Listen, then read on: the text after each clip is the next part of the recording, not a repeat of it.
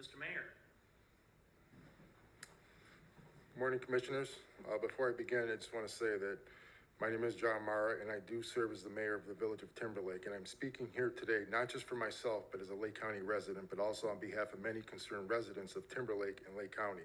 What I have to say here is very important regarding the sexennial tax reevaluations and will exceed the allotted 3-minute time. Therefore, I respectfully request either a brief extension of my opportunity or the opportunity to revisit my remarks during the new business portion, where I can also address any questions you may have.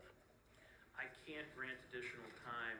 It's not fair for one resident to receive more time than another, even someone as esteemed as the mayor of Timberlake. But we always have the next meeting, and we're all available offline to talk. Thank you. My 2 minutes to the mayor. Could I have his 2 minutes? You can't transfer minutes, but you can talk about the same thing. So next time you can address the same topic. Can I have the clock reset then so I can speed read through my, 2 seconds at least. please? Or may I speak at the new business portion where I can address it and calmly and read slowly so that I don't have to rush through this, please? And Mr. Mayor, you decide how you spend your 3 minutes, and I'm extending a courtesy, even answering your question, because we do not want a back and forth between the public and the commissioners and public portion. I can't reset the clock. So therefore, I've got 1 minute and 45 seconds to give a 3-minute speech, which if I read very quickly, I will barely get in. And again, I would just like to, again, what I have to say is very, very, very important. And again, I don't speak here as a resident. I'm speaking on behalf of the concerned citizens. I get a lot of complaints about this sexennial reevaluation. And honestly, it's something that has to be addressed. I know you addressed it with that. You said that our county auditor has no say in this, and that if he can miraculously not increase taxes, that he would.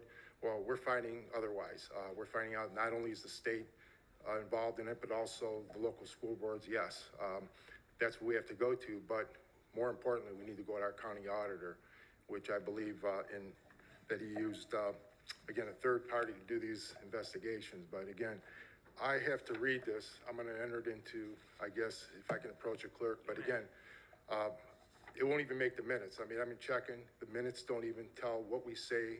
It tells a brief description of the topic that we talked about, but not the pertinent information that we discussed during these public portions. And that's another thing. It's like, why aren't our public portion comments being made public or aren't represented in the minutes?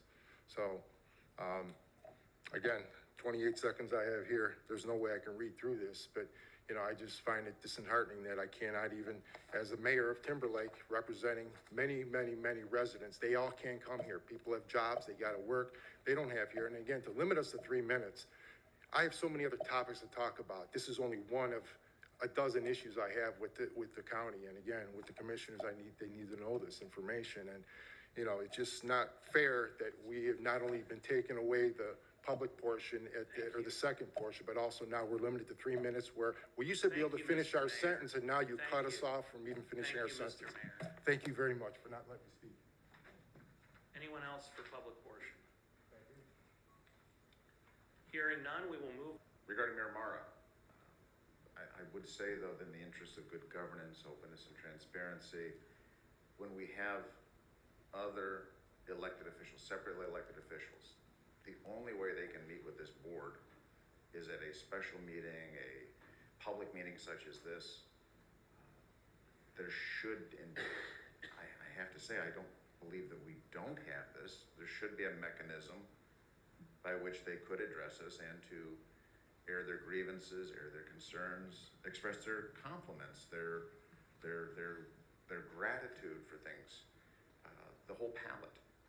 So I would ask that if, you know, under new business, since Mayor Mara did express that he had some things that he wanted to bring to our attention, that he be afforded the time to do that. It seems reasonable if he's in that 3-minute range. That I don't think that would be burdensome upon this board. And as I understand what was passed at the beginning of the year, that is a permitted act.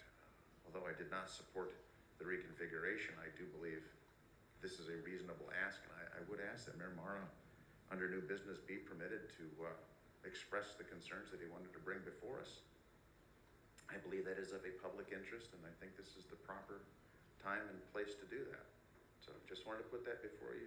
Thank you, sir. Thank you, Mr. Commissioner, and I'm confident that in the reorganization, as we do every year, we will consider the rules of the commission. We try to be consistent on a year-to-year basis, but we will certainly take that into account, and I'm sure that the commission will decide wisely, though as you point out, it may not be unanimous. I'm sorry, are you saying that there is no mechanism for an elected official to address this board? Is that what I just heard?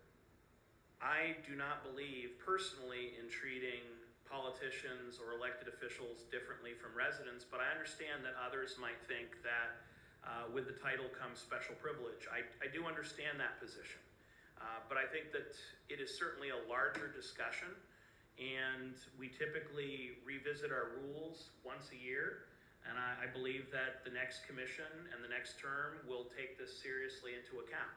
We hear people come before this board talking about constituents that may or may not exist. A mayor, a trustee, a councilman. They have tangible constituents. We entertain that foolishness, but we will not entertain an actual mayor, an actual elected official who has actual constituents. And I guess, as I understand it, 2 of 3 commissioners can do this. Mayor Regovich, would you allow Mayor Mara to come and give his presentation? I don't think it's an unreasonable thing. You've served as a mayor. I'm sure you know the frustration of being blocked out. I would be very interested in your thoughts, sir. I feel that we have yet to do that this year. We have never done that this year to this point. We've followed the same rules all throughout the year. Again, I invite Mayor Mayor to speak to me, and we've spoken on this already when we said we'd take it up at CCAO and things like that. I'd be glad to share that with him. But it's, there's nothing that we need to take action on at this board. So he could definitely speak to us without us having to worry about voting on anything. Again, trying to keep things in 4 corners, could somebody please tell me what prohibition there is at inviting an elected official to address this board? I'm not aware of it. It seems a reasonable request, and given the passion that was expressed, I am concerned. This does not hold to the standard of good governance and the common definition of openness and transparency. If somebody wishes to address us, I don't think we should be having individual private meetings, because it's going to turn into a game of telephone. What you hear, what Commissioner Pleshek hears, what I hear, may not always be the same thing. And if somebody is this committed to take the time out of the day to come and speak to us, it seems reasonable, and I don't see where there's any prohibition against that. If I'm mistaken, could somebody please correct me? Any further new business? Hearing none, I would entertain a motion to